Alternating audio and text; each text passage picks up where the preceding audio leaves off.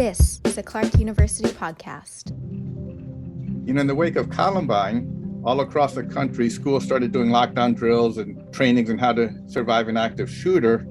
Those things could save lives, but those are not preventing the attacks. Those are what you do after you've already got an armed intruder in the building.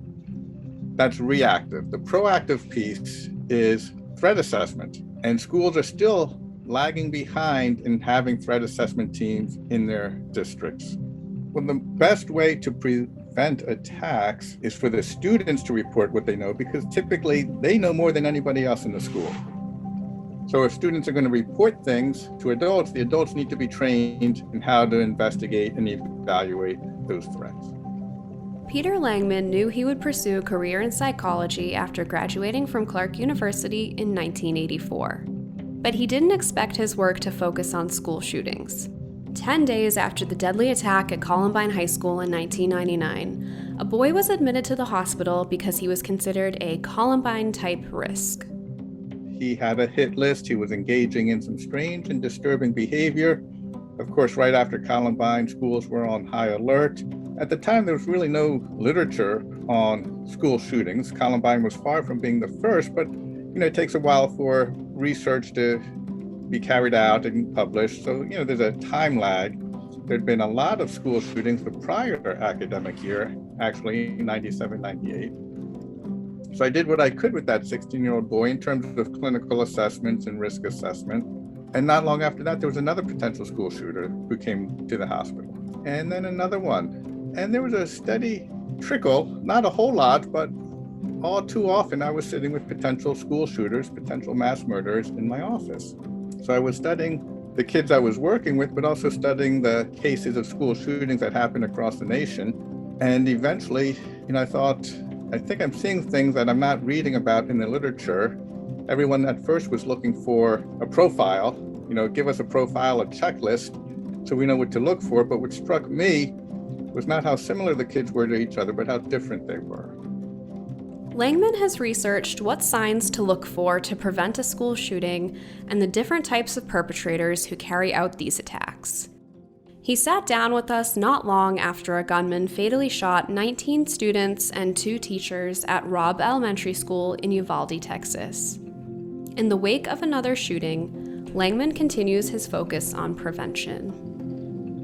I'm Melissa Hansen, a producer in Clark's communications office, and this is Challenge Change. Well, what came out of my research was that there's really 3 different pathways to school shootings, 3 different types of perpetrators. And what's confusing is they all end up doing what looks like the same thing. They commit an attack at their school, but how they got to that point and why they're doing it is very different. The first is what I call the psychopathic school shooter. When I use the term, I'm talking about people who are extraordinarily narcissistic. Their lives revolve around them. There's no empathy for other people. There's no real concern for anybody else. If you're really narcissistic, you don't like limits on your behavior. And if you don't care about other people, if there's no empathy, then there's no reason not to hurt other people. And if you don't care about other people, if there's no empathy, then there's no reason not to hurt other people. They may actually be sadistic, meaning that they get a real sense of excitement, a thrill from having the power to hurt and kill people. The second type is what I call the psychotic school shooter. And this is where significant mental illness or mental health issues come into play. So the psychotic school shooters tend to be schizophrenic or schizotypal personality disorder, which is a much less well-known diagnosis than schizophrenia, less severe generally. But what these diagnoses have in common is that people are not fully functioning in reality. So what does that mean? Well, they may be hearing voices. The voices may tell them to kill themselves and or kill other people. They may have paranoid delusions. They may think their lives are in danger from a conspiracy, a plot to hurt or kill them, so they have to strike first. They tend to struggle a lot with social relationships and with emotions. They may be painfully aware that there's something wrong with them, and they look around at their peers and it seems like everyone else is normal, everyone else is happy and having a great time, and then there's me. So they may lash out not at anyone who's hurt them, but at the people who are living the lives that they wish they could live themselves. Now, when we talk about the psychopathic and the psychotic shooters, they typically come from more or less stable, intact families. Of course, no family is perfect, and there may be a divorce or a separation, but no major dysfunction. That all changes when you get to the traumatized school shooter, my third type. These kids come from severely violent and dysfunctional homes. In every case, at least one, and sometimes both parents have a substance use issue, whether alcoholism or drug addiction. At least one or both parents has a criminal history, sometimes to the point of incarceration. There's physical abuse in the home. Sometimes there's sexual abuse, either in the home or in the community or in a foster home that these kids end up in. So there could be chronic instability on top of the actual trauma of physical and sexual abuse.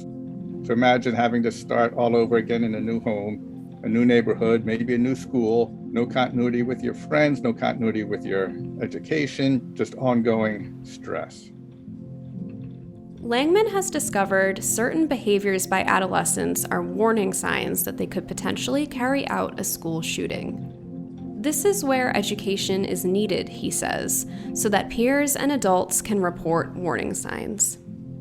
You know, when a kid writes a list of people he wants to kill, it could be a joke. Kids could just make a list of people they don't like, but if they call it hit list, kill list, etc., that raises it to a significant level of concern.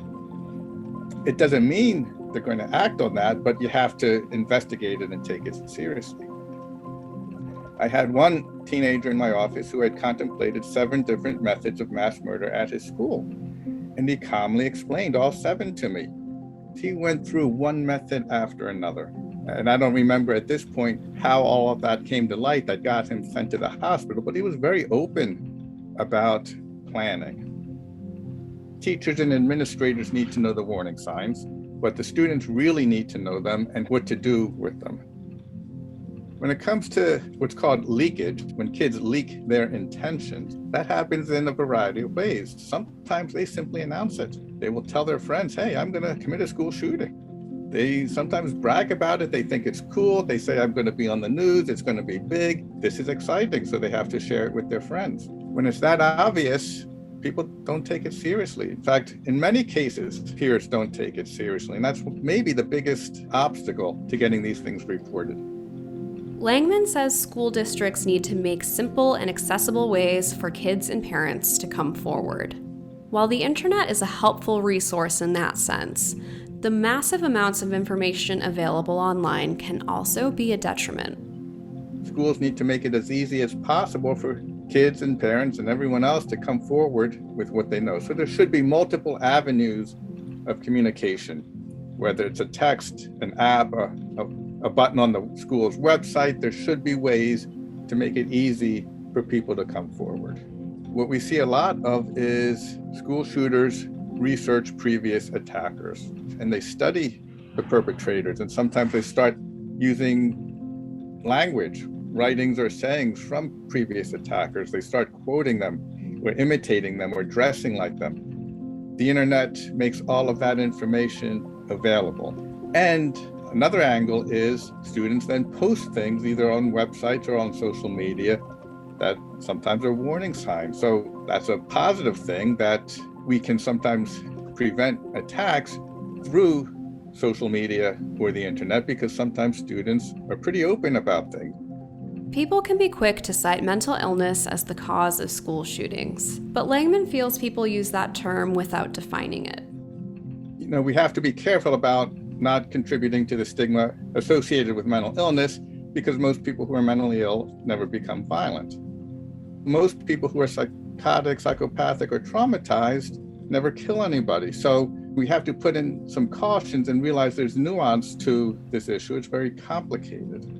Because your girlfriend broke up with you, or you got a bad grade from a teacher, or you got suspended for misconduct, wanting to kill people over ordinary things is not common. So to me, something is wrong. There's room to address psychological issues. However, when people talk about mental illness, they're usually not talking about that. And this is where the conversation gets confusing. My impression is people may confuse mental illness with insanity. So mental illness or schizophrenia or psychosis are clinical terms, psychiatric terms. They may involve loss of touch with reality, hallucinations or delusions. Insanity, in contrast, is a legal term. It's not a psychiatric term. And in a legal sense, insanity means someone who's so impaired that they are not aware that what they're doing is wrong, morally wrong or legally wrong. Insanity to the point that they don't know what they're doing is wrong, then virtually no mass killers, school shooters or otherwise, meet that criterion. Because even if they're psychotic, they almost always know that what they're doing is considered wrong. That's why they try not to get caught, to avoid the police, or they may take police response time into their planning because they know that what they're doing is a crime that will bring the police to the scene. In that sense, mass killers are almost never insane, even if they are psychotic. But I think that distinction is pretty much never addressed in the coverage of these attacks. Langman has gotten to know families that lost children in the attacks at Sandy Hook Elementary School in Connecticut and Marjorie Stoneman Douglas High School in Parkland, Florida. You know, it's just devastating. I've been to many events where they've spoken about what happened on that day, the impact of losing a child. It's just devastating.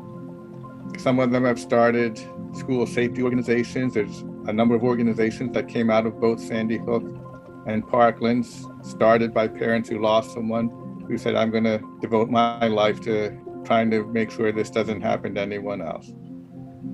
They're very inspiring as people. They have tremendous courage, and it's hard to understand how they can do that, but I give them an incredible amount of credit, and I have so much respect for them.